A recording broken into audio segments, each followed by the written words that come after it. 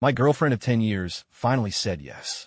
I was so overjoyed that I had a bit too much to drink at our engagement party. But then she, who had always been so gentle and refined, suddenly changed completely. She berated me for my behavior and kicked me, drunk, out of the car. I walked for 3 hours through the deserted late-night streets, my head pounding. When I finally got home, I saw her in what was supposed to be our bedroom, holding her first love in her arms. "I regret everything," she was saying. "If you'll just come back to me, I'll call off the wedding for you."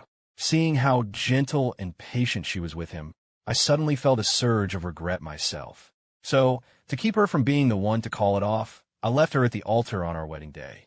No one could have predicted that after I was gone, this woman, normally so proud and distant, would start searching for me like a mad woman, scouring the globe. Through the window of our future home, I could see two familiar silhouettes.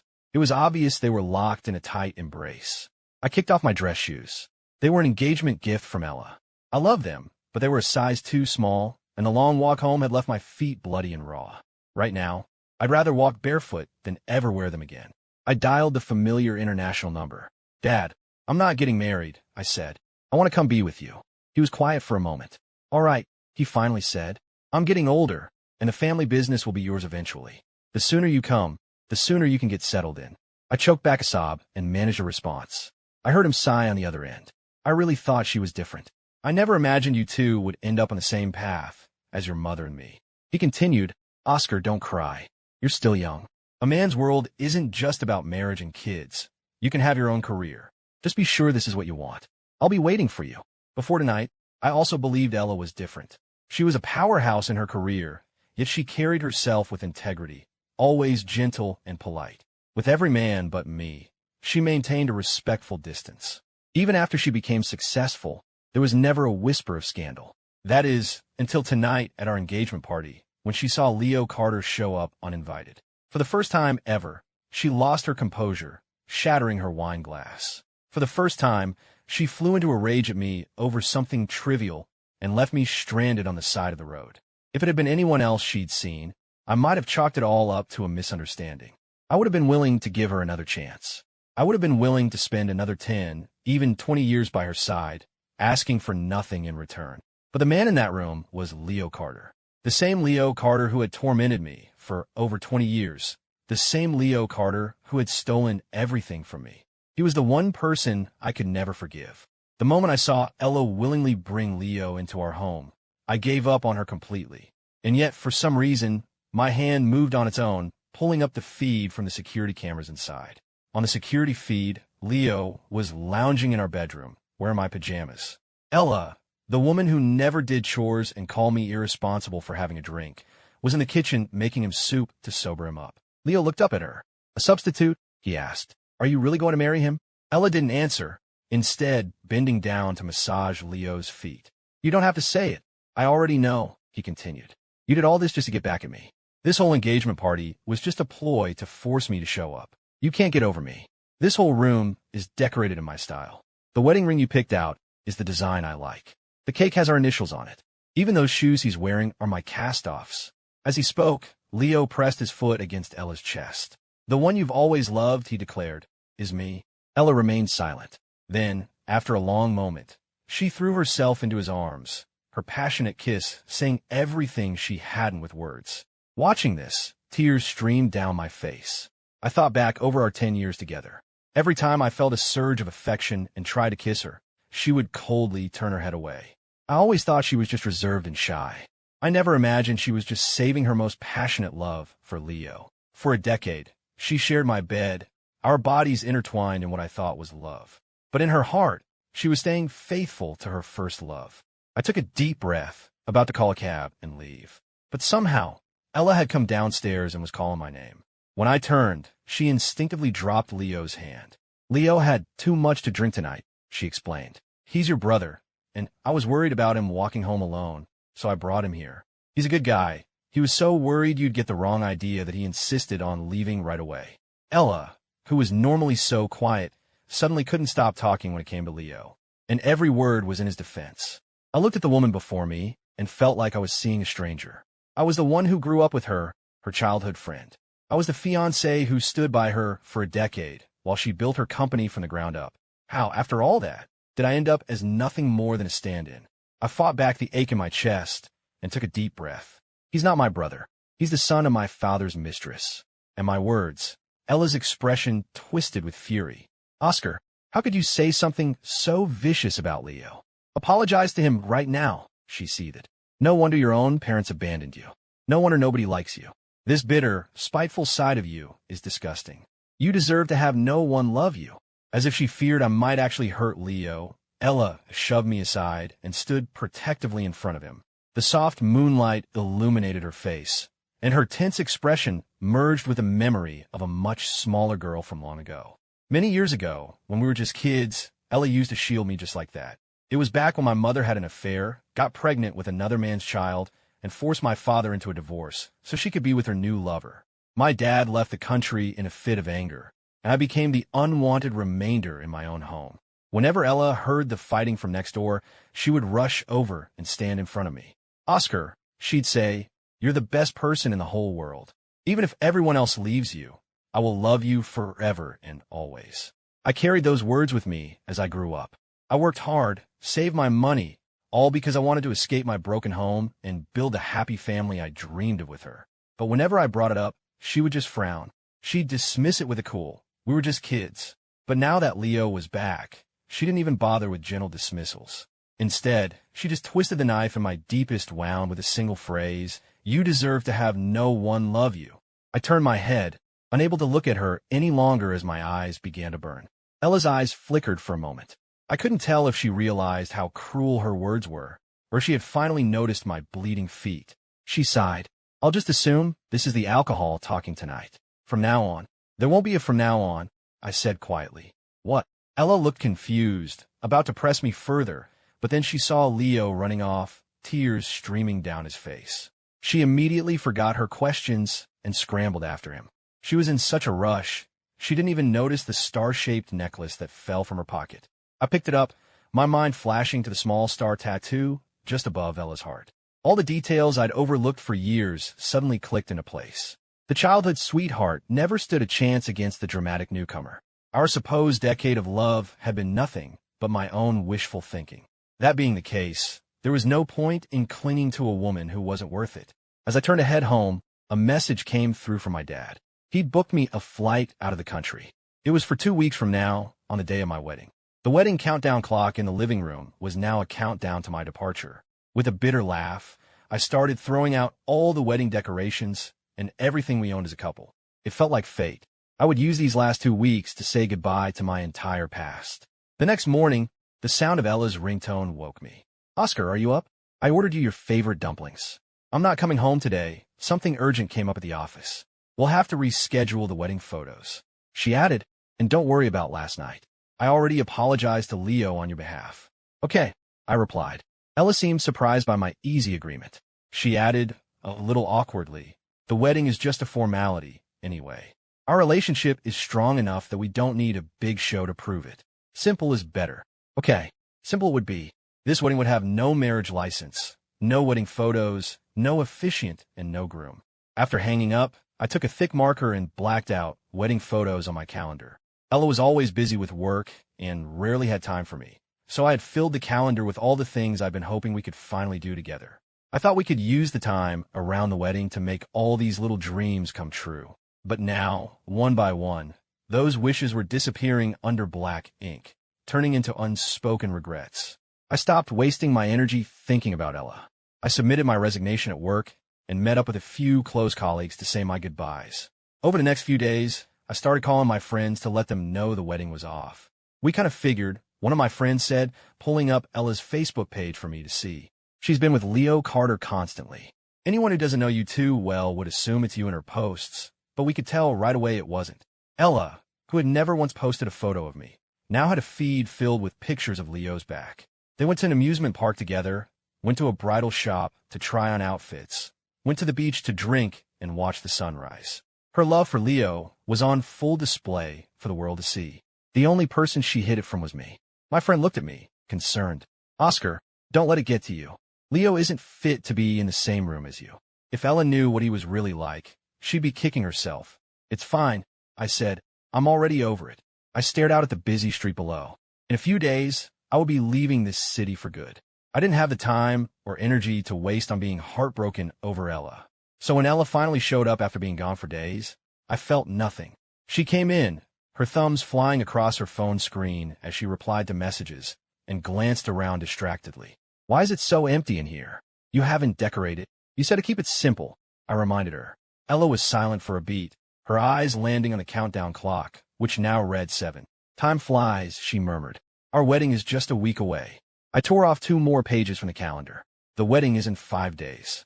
The pages I tore off held the wishes, ride the Ferris wheel together, and watch the sunrise and sunset together. But of course, Ella would never notice the little things that mattered to me. Just then, my dad called, and I stepped out onto the balcony to talk. When I came back in, Ella was still glued to her phone. "What was that about? I thought I heard you mention a visa." "It was nothing, just work stuff," I said. "Okay, well, don't go planning a honeymoon or anything. I'm way too busy to go anywhere." I know, ever since Leo returned, she couldn't stand to be apart from him for a second. The silence felt awkward, so I held out the star necklace to her. Her placid eyes instantly lit up. "So you had it. I've been looking everywhere for this." "I know," I said. "I saw the reward you posted online for it. $1 million for a worn-out old necklace." Meanwhile, the entire budget for our wedding was only $200,000. I looked at Ella and asked suddenly, "Where's your wedding ring?" She froze for a second before glancing down at her bare finger, as if just noticing it was gone. "I'm not sure when I lost it." Ella started to explain, but her phone buzzed with a new message. It was the custom alert she had set for Leo. She glanced at the screen, then stood and gave me a quick kiss on the forehead. "I'm sorry, honey. I've just been so swamped lately. I'll have to leave the rest of the wedding planning to you." She smiled. "Once this crunch time is over, I promise I'll make you the happiest man in the world." The quiet, reserved Ella was suddenly saying all the right things. In the past, I would have been thrilled, feeling like I had finally melted the iceberg. But now I just felt disgusted. I washed my face and went back to my own preparations. The days ticked by. Soon, it was the day before the wedding. The wish for that day on my calendar was have a family reunion dinner. It was the biggest wish I'd had for more than 20 years. But I knew it was a wish that would never come true. My father would never forgive my mother, and I would never forgive Ella. I went to the amusement park alone, rode the Ferris wheel, and watched the sunset from the top. The evening glow settled over the city I'd grown up in, and it felt like all my memories were dissolving into the wind. Just then, Leo posted a new photo on Instagram. It was a big family dinner. My mother was beaming as she watched Ella put food on his plate. The caption read, "Both our parents meeting to finalize the wedding details." I wasn't angry. I just found it absurd. Whose wedding? Mine or Leo's? I blocked and deleted Leo. I started to type a message to Ella, but after editing it for half an hour, I deleted that too. Just as I was about to head home, Ella called. "Where are you? Why aren't you home?" she asked. "Send me your location. I miss you." Ella arrived quickly. When I got in the car, I noticed a new basketball-shaped pillow in the passenger seat. When I moved it aside, I saw an open box of condoms. I hesitated for a second, then chose to sit in the back. Ella's eyes were still glued to her phone, and she didn't notice. "What made you come to the amusement park?" she asked casually. "Is everything for the wedding finished?" "Almost," I said. "I remember you've always wanted to ride the Ferris wheel. When I have some free time, I'll take you, and we can have a blast. I wasn't going to bother you today, but my mom wanted to see you." In Ella's eyes, the wedding was my project, and my project alone. She only ever missed me when she needed something. I didn't reply, my eyes stinging from the wind blowing through the open window. By the time we got to her family's house, all that was left was a table of cold leftovers. My mother was making small talk with Mr. Hayes. Mrs. Hayes grabbed my hand warmly. "Oscar, I'm so fond of you," she said. "You may not make a lot of money, but you're a simple, family-oriented man, not like those other men with their scheming and complicated lives." As she spoke, she shot a quick glance at Leo. "I mean, with Ella's success, she could have found someone better, but I told her to cherish you. After all, not every man is willing to marry into a family like ours. You're not getting any younger, though. After the wedding, you should probably quit your job, have a baby soon, and just focus on taking care of Ella at home." I mumbled a few non-committal replies. When I looked up, Ella was already standing next to Leo. She brought over the groom's tuxedo and the best man's suit for us to try on. "I knew you were busy, so I had Leo pick them out," she said. "His taste has always been better than yours." My tuxedo was a yellowed, second-hand suit with a large rip in the fabric. Meanwhile, Leo dressed in a custom-tailored white suit, looked more like the groom than I did. Ella started to look flustered. The shop must have mixed him up. It's not Leo's fault, she said quickly. It's too late to get a new one now. I'll figure something out tomorrow.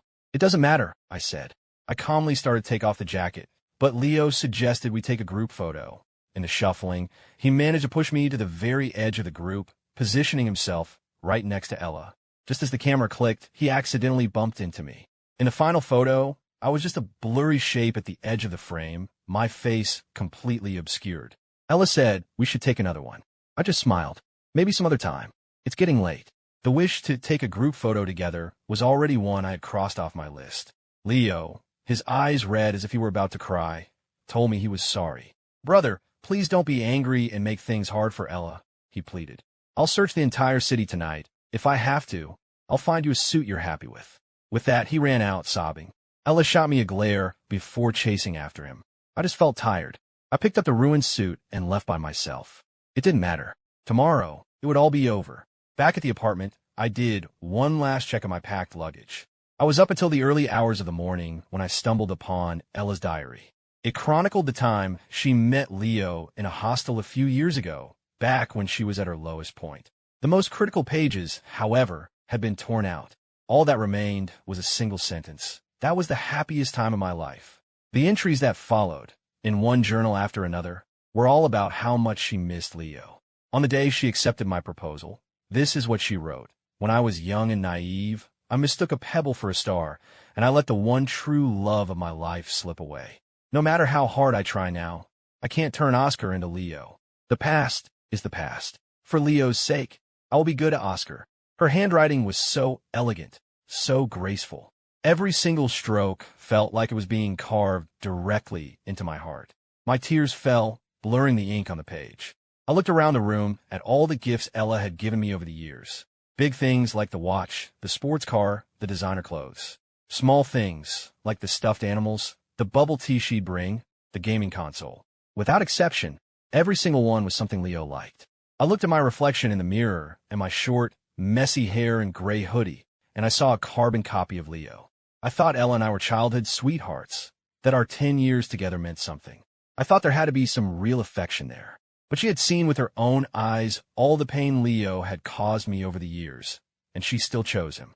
She knew perfectly well that Leo was the person I despised most in this world, and yet she still chose to mold me into his replacement.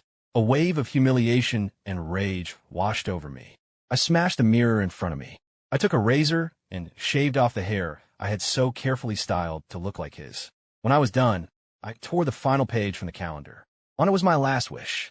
To have the most magnificent wedding and marry the love of my life, Ella. Now, the wedding was a complete disaster, and the person I once loved most was unrecognizable.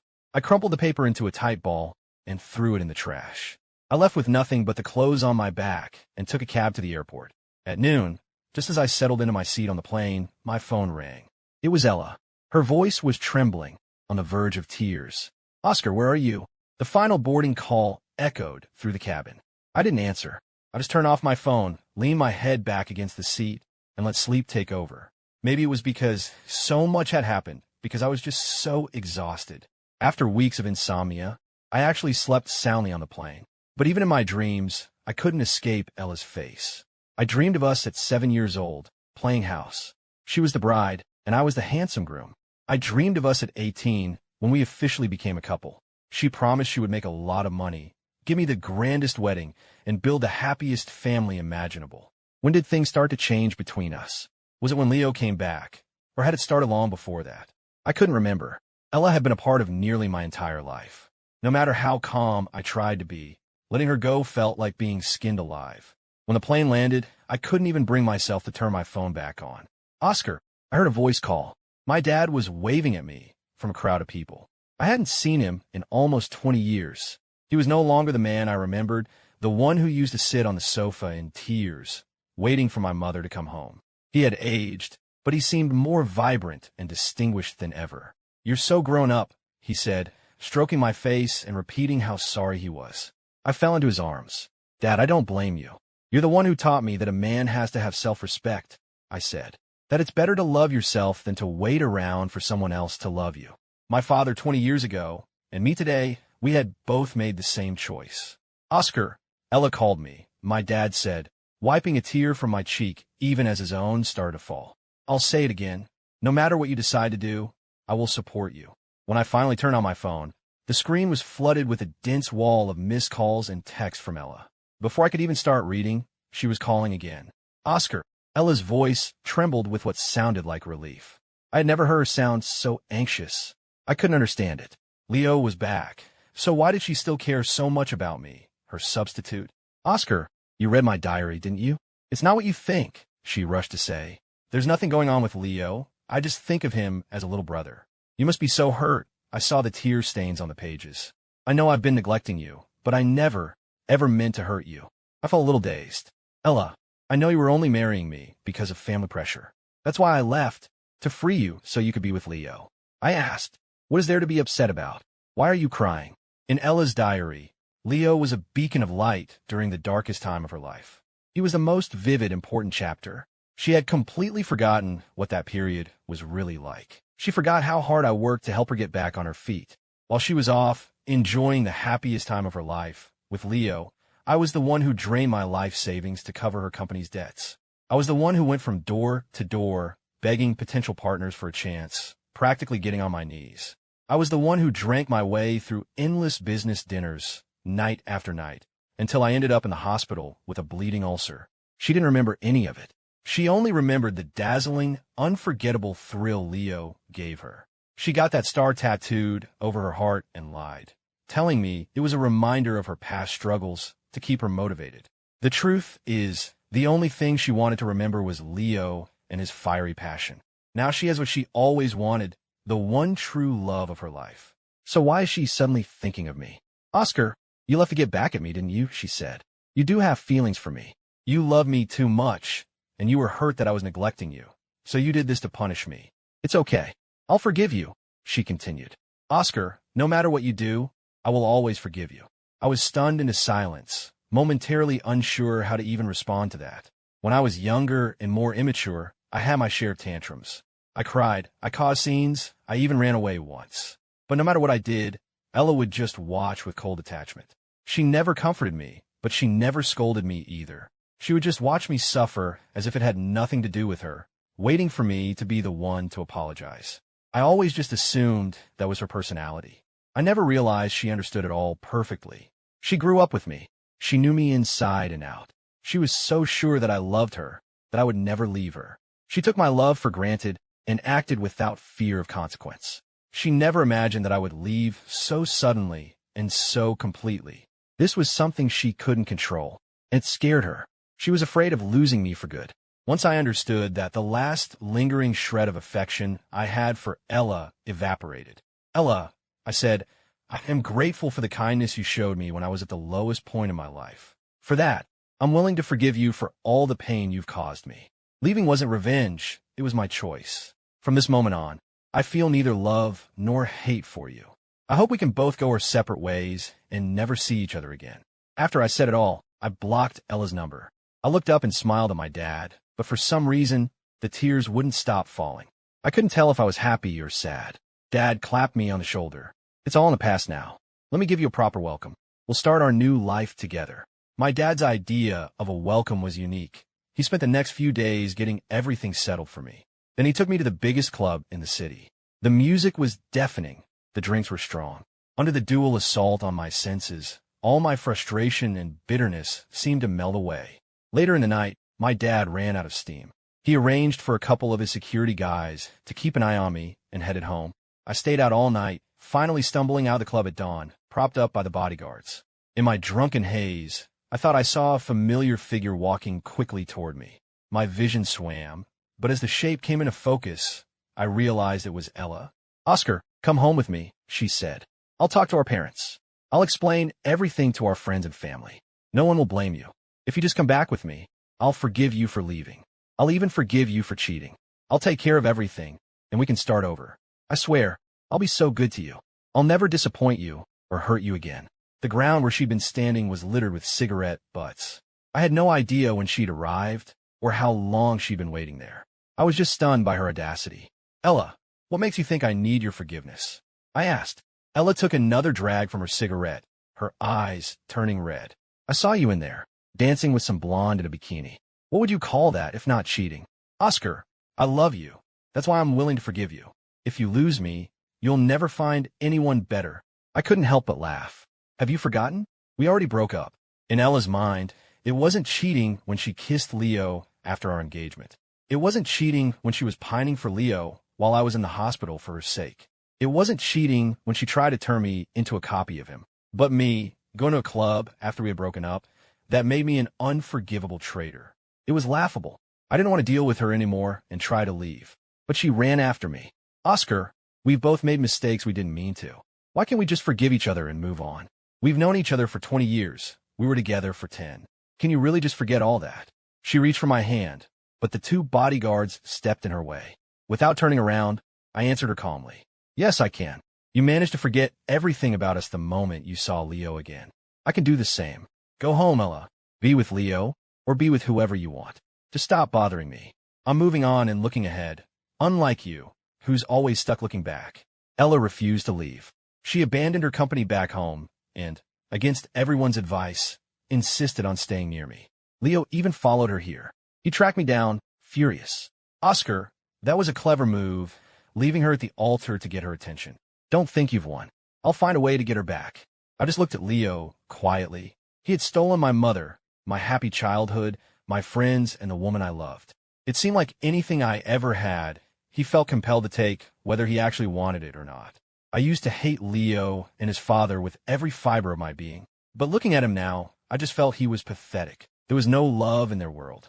There was only endless competition. They saw every other man as a rival and winning over some woman as the ultimate prize. They completely forgot that there's a whole world out there beyond these toxic games. Do whatever you want, I said. In fact, the sooner you get her back to the States, the sooner I can have some peace and quiet. Leo stared at me, stunned for a second. Then he threw a few folded pieces of paper at me, the missing pages from the diary. What are you so smug about? She loves me, he snarled. He then proceeded to describe, in graphic detail, everything he and Ella had done together back then. All the things I had dreamed of doing with her my entire life were just casual, everyday occurrences for him. The serious, reserved Ella I knew was, in his stories, a wild and uninhibited woman. I didn't bother to read the pages. This wasn't some pure first love. It was just lust. The only person Ella had ever truly loved was herself. As I turned to leave, I saw that Ella herself had appeared behind me. She looked exhausted and frail. She wasn't the perfectly polished, meticulous woman I remembered. Her hair was a mess, her eyes were bloodshot, and she was wearing a dress I had bought for her years ago. She suddenly lunged at Leo and slapped him hard across the face. Shut your mouth. Don't you dare try to drive a wedge between me and Oscar. I've had everything investigated. You never loved me. You seduced me on purpose just to hurt Oscar.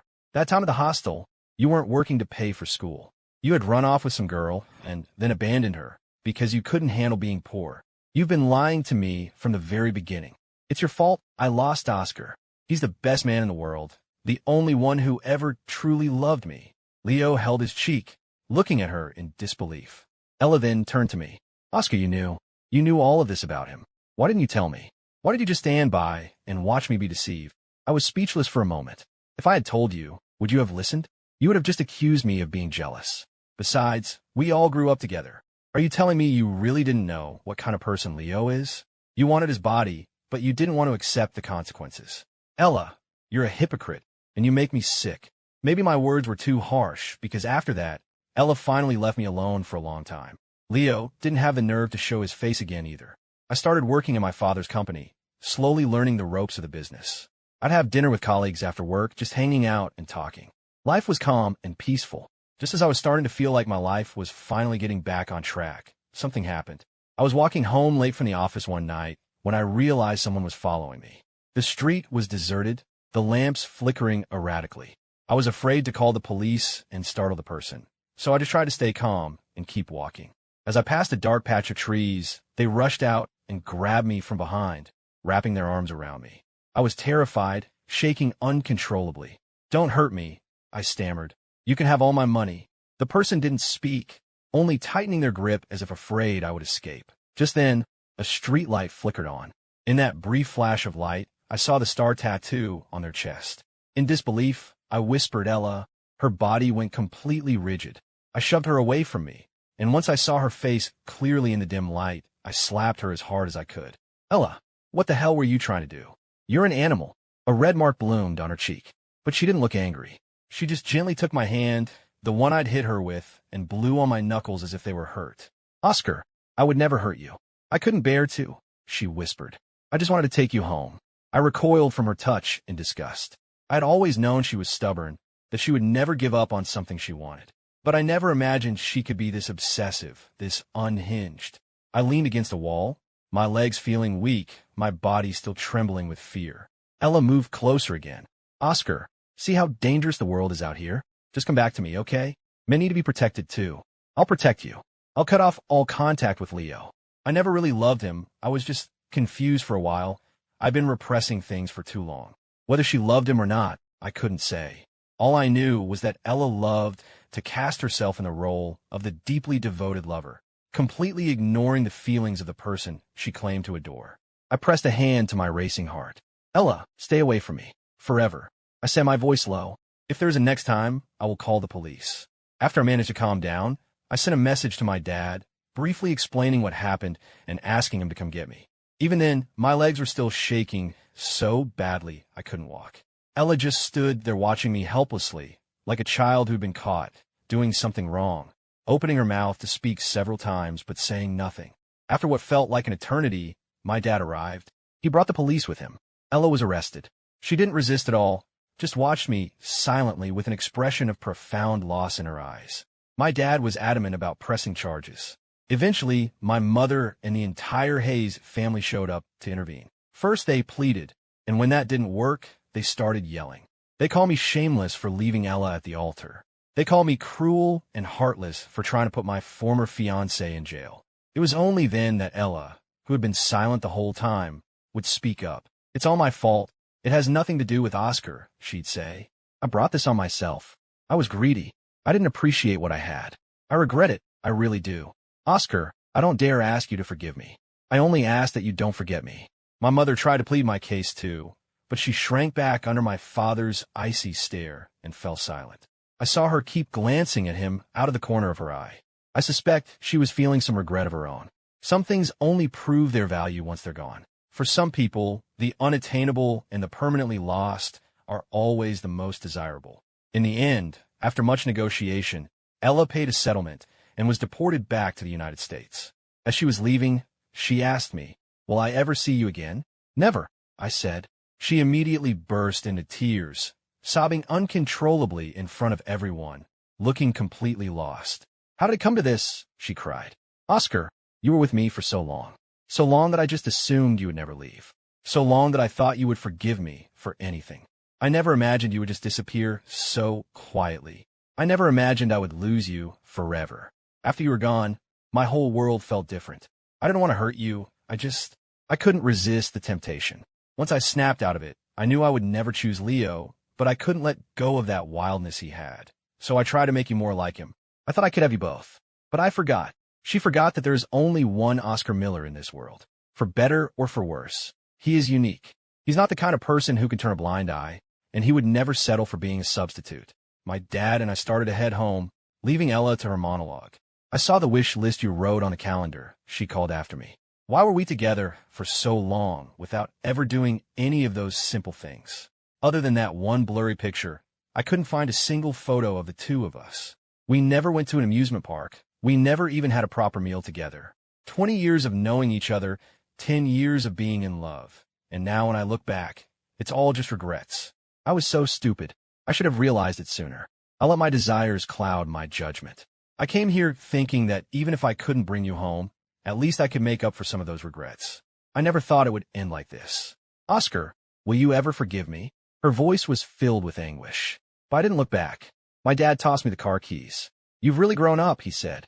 "Starting tomorrow, you can officially take over the company. I can finally retire in peace." I smiled back at him. "I won't let you down."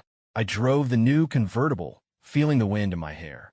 Her cries, along with all the memories of my past, faded away on the breeze. The sun was setting, painting the sky in brilliant colors. I was driving toward a brand new day.